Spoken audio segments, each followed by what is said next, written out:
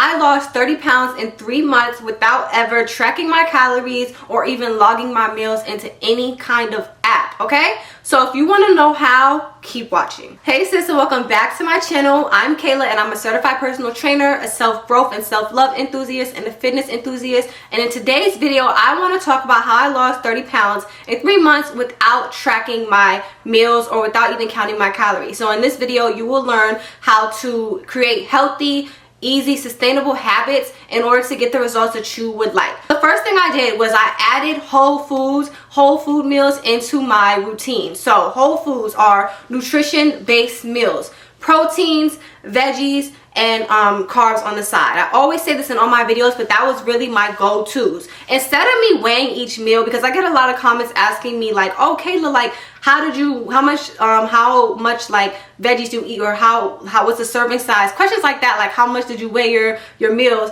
I really genuinely didn't. But what I did do was I eyed it. So let's say you're making yourself a plate, right? You make a plate and you put like 5 big scoops of chicken on your plate, 1 tiny scoop of veggies, and a bunch of carbs. We can look at that plate and say, okay, this is not a balanced meal. Balancing your meal, you don't have to overall measure it, but you could eye it. You could see, okay, this is a little too much protein, or okay, this is not enough veggies, or this is not enough protein. You could eye it and see. I always did like the double scoop routine. I did the double scoop method, so I'll put 2 scoops of each and then eye it and be like, okay, that's good. Even if you have a little bit more veggies than anything else on your plate, that's okay too. But I always wanted to make it to where it's all kind of even. And you also need to add in veggies in each and every meal, especially lunch and dinner. If you don't have veggies for breakfast, that's a little bit okay. But if you need veggies for your dinner and your lunch, you have to have vegetables in that. The reason is because I didn't realize this too, because I was eating like proteins and carbs, but I wasn't doing veggies at a point, and I didn't realize that my digestive system was struggling. I was constipated, I'm gonna be honest with you. I was just, nothing was coming out easily, and that was because I wasn't getting my vegetables in. You need vegetables to help you break down the proteins you're eating. You're eating heavy proteins, you're gonna be full, you're gonna feel it. So you need the vegetables to kind of help your digestive system. And overall, veggies are just good for you in general. Like, you need vegetables. We've been hearing that since we've been younger, and it follows you into your adulthood. You need vegetables, okay? You need to add that into your routine. Now, other than just eating, I also made sure that I was drinking a gallon of water a day. Now, the reason why I did this, I know when I first started, I was like, why do I need water so bad? You need to drink water. For one, sometimes you're not hungry, you're just thirsty. And a lot of times when we're thirsty, we'll try to drink sodas or juices and not realizing that that's not going to help our issue. The issue is we're not having enough water. We're dehydrated. Do you know that if you're dehydrated, but you're thinking, oh, I'm dehydrated, let me drink some juice, you're still going to be dehydrated. In order to kill and help your dehydration, you need water. Make it to where you're drinking a gallon of water a day. Something that helped me was I got a gallon jug, and I filled it up, and I would make it a goal to like get all the way to the bottom that whole day. What I won't suggest, a lot of people, what they do is throughout the day they don't drink water, and then they drink a whole bunch of water at night. I don't suggest that, because a lot of people do that, but I feel like when you drink a lot of water at night, a lot of people don't want to do that because they feel like they don't want to get up and have to keep going to the bathroom in the middle of the night. That's why I always suggest make sure you're drinking it throughout the day. It's also helping with your dehydration. Make sure you have a cup of water while you're eating. Like, make sure you have a glass of water by you each meal. Stuff like that, so you can make sure you're getting your water intake in. Along with working out, like if you're working out, you're naturally going to be sweating off and losing a lot of water. Sweating, you're losing all that water. So you need to make sure you are drinking your water. Trust me, because I used to work out. Well, I still work out, but when I first started my fitness journey, I was not drinking enough water. And one time, like, I noticed that my skin would start to like randomly like bounce, and I remember I was so nervous. I was freaking out, like, what's going on? And I searched it up, and I went to the doctor, and they said that's dehydration. So I ended up needing to get electrolytes in. I needed to do all that because I just wasn't drinking water. Those issues would have been avoided if I would have just drank my water. So do not skip that step. Make sure you have water during your workouts. Make sure you have water with your meals. Make sure you are drinking a gallon of water a day. A gallon of water a day, or 8 glasses of water a day. When you think about it, that's not really that hard.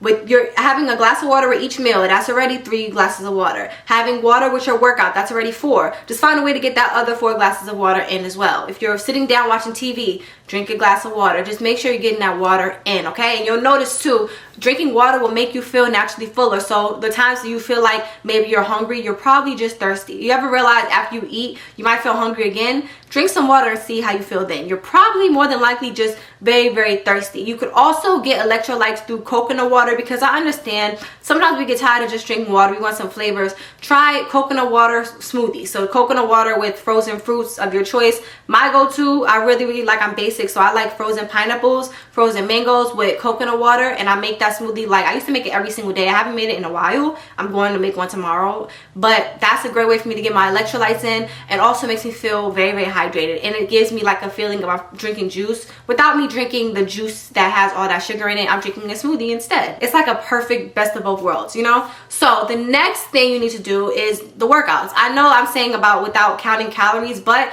the workouts play a part in it as well, of course. So when I was working out, right, in the beginning, I used to overwork myself. And overworking myself, I was not seeing the results that I wanted to see. It wasn't until, honestly, I stopped overworking myself and I made like a routine that I was able to follow without feeling exhausted and without feeling like I was just always tired or just always sore. I made a doable routine for me, and that's when the results started to look amazing on me. Now, what I focused on was I did strength training 3 times a week, and I made sure that each workout I ended it with cardio. Some people will tell you don't need to do cardio. I'm not that person that's going to tell you that. I'm sorry. I feel like cardio is needed, at least 10 minutes of cardio after each and every workout. Now, I'm not saying you have to run a mile every single day. I'm not saying that. But it is ideal to add in some cardio at the end of each of your workouts. It's not just about the physical, but it's also about your stamina, your heart health. Overall, cardio is the key, in my opinion. I feel like cardio,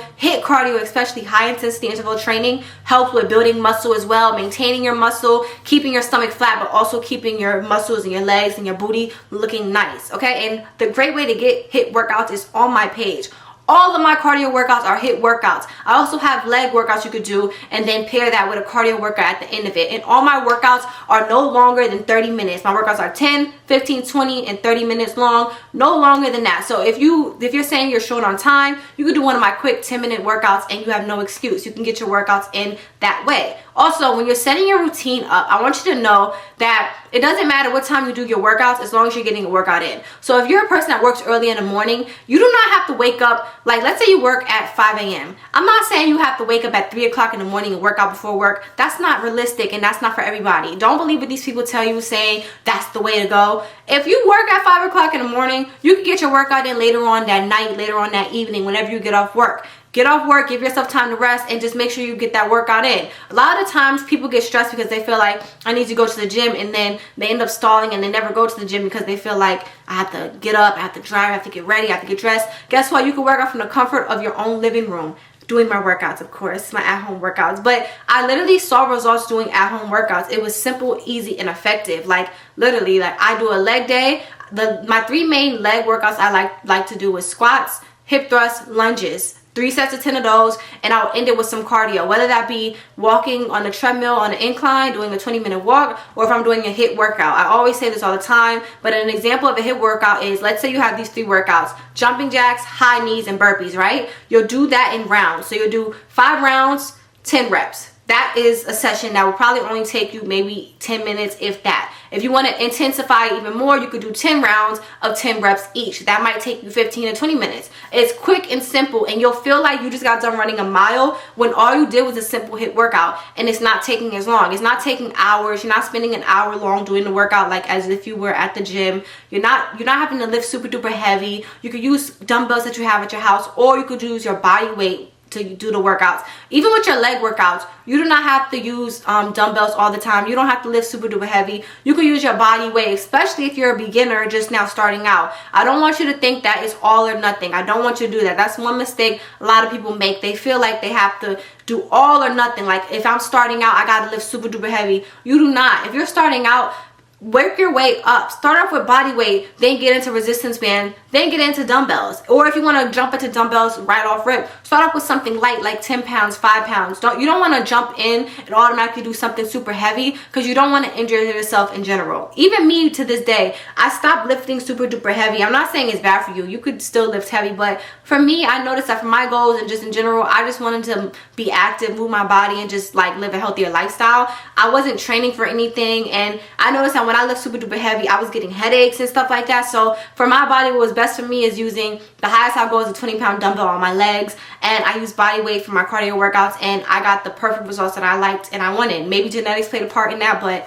I love the way my results look. And I just want you to know that there's ways to do fitness without having to do the extreme, and you could do simple workouts from home that are still effective, and that will give you results. Okay, you don't have to follow these extreme workouts all the time. You could do simple workouts like you see on my page. I'm posting simple workouts that you've probably seen before, and they're still effective. Those workouts, that's not out of style. Okay, simplicity never goes out of style. Simplicity never dies. Okay, stop trying to chase trends and just do what's best for you. Do what's gonna get your body moving, whatever that is that gets your body moving. Okay, now the next thing that I did, I'm going back to the meal part. I made sure that I meal prepped. Okay, so I understand that some people work and some people don't have time to meal prep all the time. I get that, but I try to make it to where if I'm not meal prepping, at least I know, I have an idea in my head of what I'm going to eat that day. If I have an idea in my head of what I'm going to eat that day, it helps me not go to that fast food spot and get that meal that I don't need to get, the meal filled with greasy foods and french fries. Instead, I know what I'm going to get.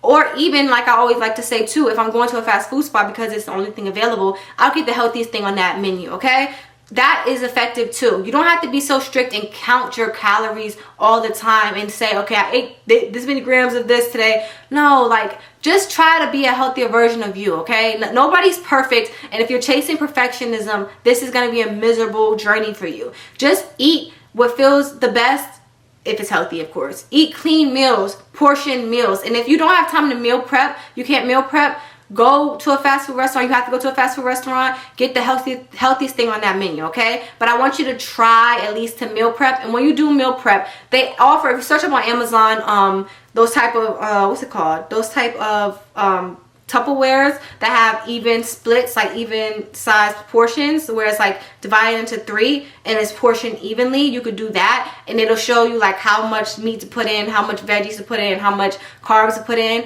and it's already divided evenly for you. Okay, 3 meals a day, like I said. You can have snacks in between, healthier snacks in between, but try to get that Tupperware so where it's like already dividing it for you, so you don't have to measure and do all that. Now, like I said with the snacks, healthy snacks options. I had someone comment saying that they love chips. I recently did some research and I found that some healthier versions of chips you could do. They have zucchini style chips. They have, I forgot the name of it, but I am gonna, you can search it up. Just search up healthier option chips. They have a bunch of them. I was surprised to see, like, they really have a bunch. You might have to order it instead of going to a store, but if you order on Amazon, stuff usually comes the next day. But they always have healthy alternatives to whatever it is that you like. Whatever your kryptonite is, they're always gonna have a healthier version of it. Now, just because it's a healthier version of it does not mean you need to be overeating on it. You need to still portion yourself, but you can get the healthier version. Even if you like chocolate, they have healthier versions of chocolate too. Like I said, do not overdo it, but you can still get that as a snack.